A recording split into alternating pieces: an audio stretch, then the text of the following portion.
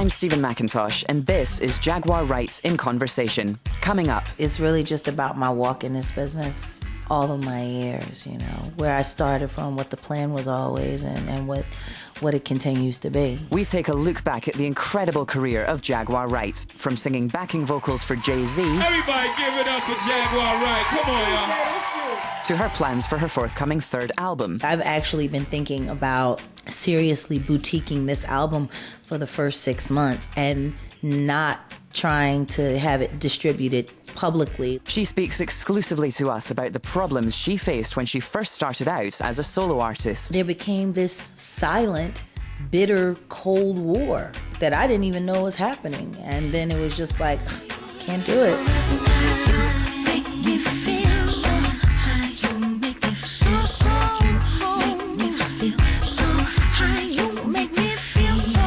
Also on the way, we hear about her experiences of being on a major record label. They knew what the prototype was, and they worked it, and they made it seem like it all happened online, but it really didn't. And why she's not an artist who's constantly sharing everything on Twitter. They want me to tweet. What am I supposed to tell them? Me and you are cooking? Like, what do I say? Hello, this is Jaguar Wright coming to you straight from Philadelphia. Right now, we're about mid-tour. We got a bunch of boom, boom, boom, boom, boom to do, and then I'm going to head back to the States and prepare for the album. Jaguar Wright is on a European tour. Tonight, she's playing a gig at the Jazz Cafe in Camden. It's a venue she's played at many times over the last 10 years. You know, I bounced around. This is an old neighborhood for me, you know, so I went up the street to go see if Tasty Corner was still there, and of course, Tasty Corner is now gone.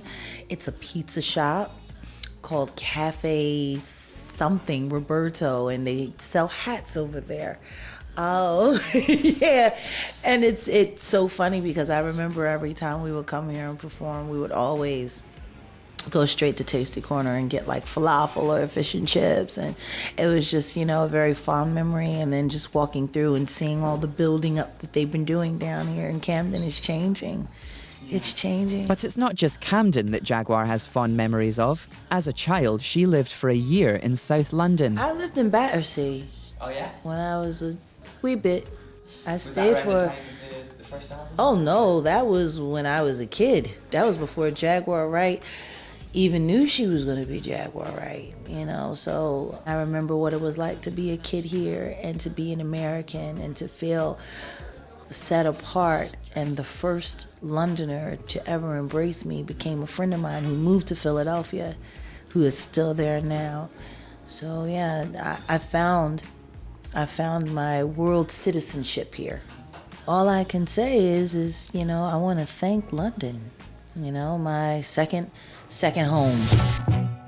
Tonight's concert will see her perform some old favourites, but this is also the first time she'll be performing material from her forthcoming third album. Actually, we're doing the single live tonight. It's a song that I wrote called Switch, and it features Petey Crack from, you know, State Property, Jam Boys. It goes a little something like this. Long before money, long before shows, in grinding mode, preparing to blow, made my mind away that way, that I would change it.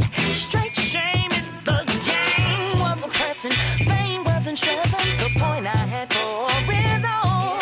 My walk ain't seemed to matter, style wasn't to flatter, did it all for you to see. If it's a square, I'm gonna bend it, line, I'm gonna stretch it, circle, I'm gonna bend it up, and make room for change in my attitude, make room for change in my point of view. It's really just about my walk in this business and all of my years, you know, where I started from, what the plan was always, and what it continues to be. And I think the thing that I love the most about this new album is the writing. I'm very proud of the writing. It's so funny, I've written all of my albums, and yet and still I've never been heralded for my writing. It's always just been about the voice and the persona, and everyone always seems to forget that I actually write everything that I do, you know, except for the cover tunes, which are paying homage, you know.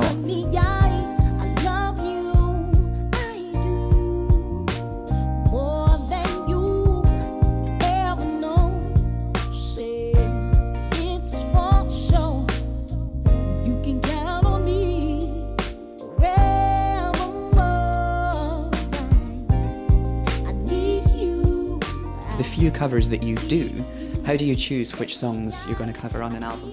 Whatever makes the most sense in my life at that time, whatever swayed me the most, whatever it is that I think people need to hear. You know, for this album, we're going to be doing a cover of Bonnie Raitt's I Can't Make You Love Me. So that's going to be fun. We're just doing it as like a bonus hidden track because this album is really all about the songs. Okay, now it's been 6 years since your last official proper album really was released on CD, but in that time you've been putting a lot of music on the internet. You know, songs like Sometimes, Let's Do It Again, Beautiful. Are these kinds of songs the ones that are also going to be on the album, or do you think, or were these just kind of put out there to give? To make the album, but there are 12 other records that are much more groundbreaking that need to be on this project. So, I mean, everything has its place and everything will find its place where it is, but when you hear this album, you'll understand. What's going on, London? This is your girl, Jaguar Wright, and I am in conversation with my man, Steven McIntosh. Keep listening.